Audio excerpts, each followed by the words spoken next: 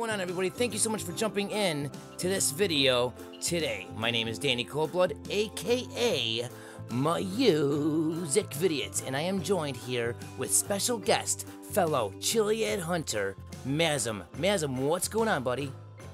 Hey Danny, thanks for having me. I got a lot of neat things to go over with you guys, so I really appreciate it. So whenever you're ready, man, we can go ahead and get into it. Definitely, I am definitely down to get into this. This is some good stuff. Guys, Masm is out there as a viewer, and he's been a big follower of the channel, and he's got a lot of great ideas, so don't hesitate. I've said this a million times. If you guys have good ideas, theories, or even discoveries, feel free to hit me up. The different contact info will be in the description, and we'll get into a couple other ways you guys can get involved near the end of the video, so stay tuned.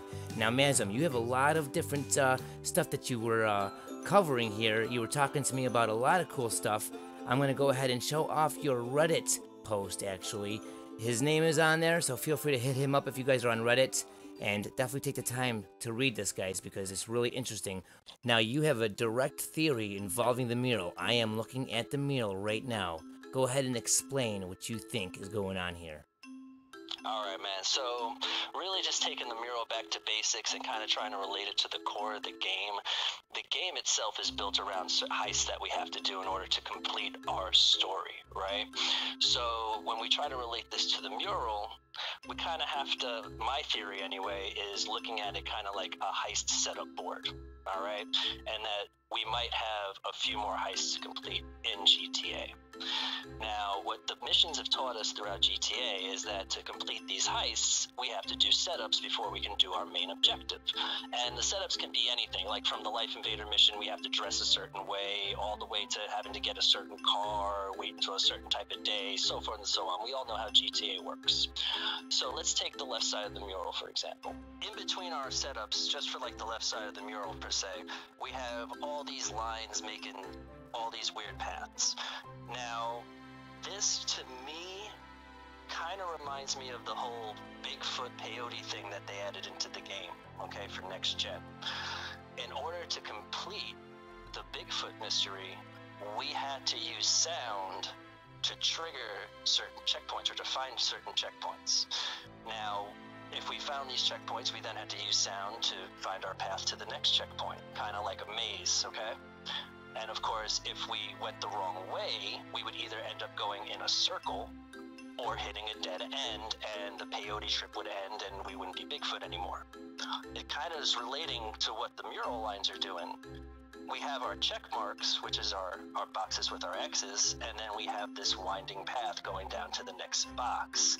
Some paths would lead us around in a circle, but some paths would lead us into a dead end, completely ending our journey. So it looks like to me, the Bigfoot mystery was kind of trying to teach us, which a lot of people already think, was teaching us more about the mural and the mystery on how to complete it.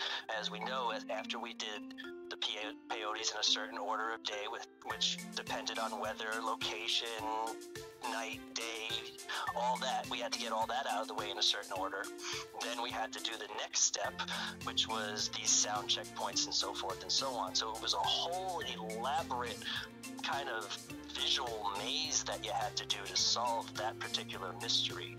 So take that lesson, put it into half of our mural, and we got a roadmap. Now all we have to do is key in our Easter eggs, which is the focus, the center of this whole map, and segregate and rearrange them to find the correct order to achieve our goal at the end. I really like that. You know, I was even thinking myself when that Beast update came out and, you know, the whole Bigfoot Easter egg, you know, I feel that this mystery most likely could be solved or could have been solved since day one of last gen, and everything that they've been giving us from, you know, next gen and on, all those things that they keep adding in the game or whatever, I think that they're just, you know, basically clues. You know, yes, we have to go and do all this different stuff, but the way that they have us doing these things to achieve the Beast or to achieve Bigfoot and have them as playable characters in director mode and so on, I believe that those are just clues telling us how to solve the bigger picture kind of like what you're saying. It makes complete sense about how, you know, some paths take us in a circle, but some paths can be the right way to take us to the next check or next X in a box. And it is just exactly what Rockstar would do. This is a big elaborate maze, like you said. The Easter egg is in the middle of all of this. There is 3 main boxes at the bottom. There is 3 different endings that we can choose from when playing the single player missions. I'm wondering if there's almost 3 different rewards. I've been talking about zombie apocalypses lately. Now, I'm not trying to disregard the alien clues or natural disaster clues. Okay, I really do believe that there is probably 3 different ways we can solve this mystery, and having each one of those incorporated within the solving of it. But now you were talking about having the mural line up with the heists. There's 5 heists, there's 5 X's, and I'm really thinking that there could be a very big possibility that this mural could be a map on how to do the heists, or a way that we can go about learning what to do in the heist. Well, basically, the way I'm looking at it right now to kind of stake out what I'm doing, I really believe the heists during the game have to be done a certain way on top of what the mural's showing us. The reason why I believe that is because we can choose our team and the way we go in, and we can choose everything about the heist. And the people that we choose with the heist gain experience as we progress. Now, why would they do that if we're not going to be using them other than the heists, right? So why would we need to level a certain person to make them better, other than just, you know, getting better rewards during the game heists? There's got to be more of a reason. And you had mentioned in one of your past videos, we have so many skills in this game that we don't even use. You can take pictures and text message them to somebody. Why? Why can you do that? Maybe if you take a picture of a certain location of a certain person doing something, we know there's missions in the game files that haven't been triggered. So this could possibly be the way to unlocking that. You're also making me think of different ways that Rockstar could be telling us how to do things as well. I've been bringing up in the past about the different achievements and trophies that we have, and there's a lot to learn from them. I believe that the clues even lie within the descriptions of the achievements or trophies. Like we have the one for the GTA Online. I believe it's called Criminal Masterminds. I could be wrong, but it's the one where you have to have all the heists completed in order with the same people and not dying. Okay, now that's very hard to do, but what if that is also just a little message from Rockstar telling us that maybe single player needs to be done with all the same members, and, you know, maybe without dying or whatever it is, you know, whatever the details are, maybe that's just a clue, you know, we could take from the achievement or trophy, because like you said, the heist members level up, and we only use them a couple times in the game to get through the heists. So why level them up? What are they trying to tell us? You know, take that with the clues from the achievements or trophies, and there you go. You have more of an idea, more of a game plan. They really give us opportunities to kind of fuck this up along the way too, right? So if we need a certain NPC alive to get this mystery done, and we're going around fucking around with Trevor, bringing the wrong person to the Ultras camp, taking that NPC out of the game, we just fucked our mystery.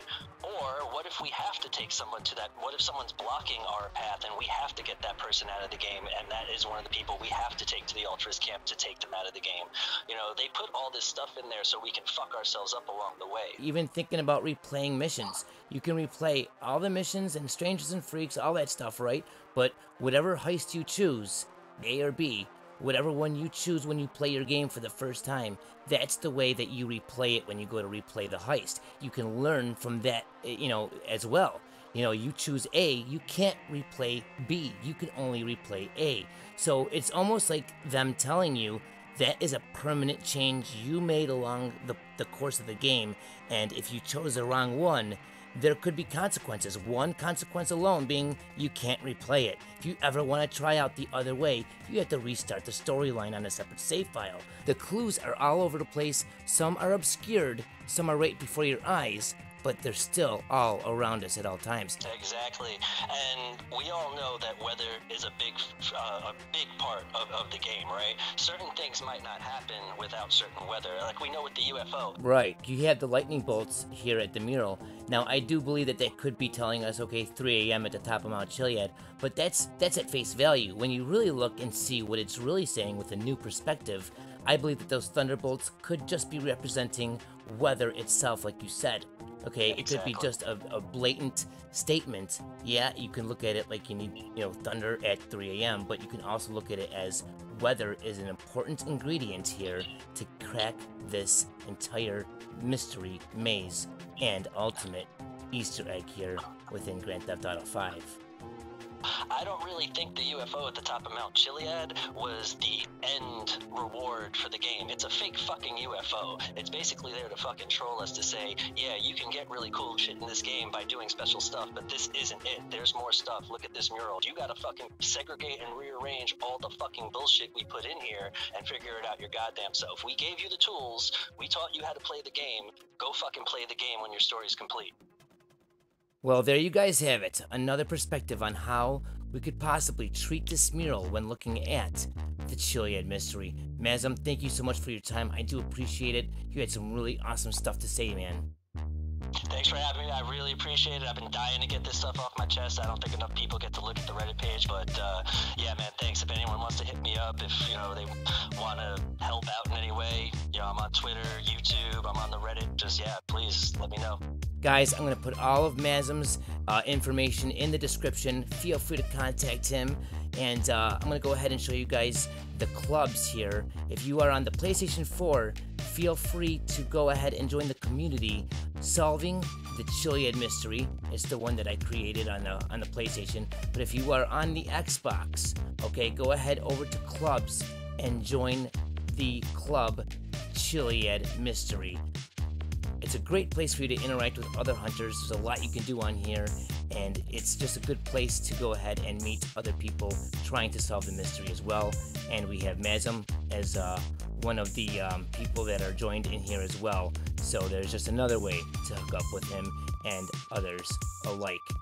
Masm, once again, thank you so much for jumping in. I hope you guys enjoyed everything that we brought to the table, especially everything that Masm brought to the table. That was basically a highlight on everything that he's been looking into. So definitely let us know in the comments what you guys think of everything, and if you have any kind of brainstorming off of any of the content here, we'll be sure to be checking the comments to see what you guys have to say.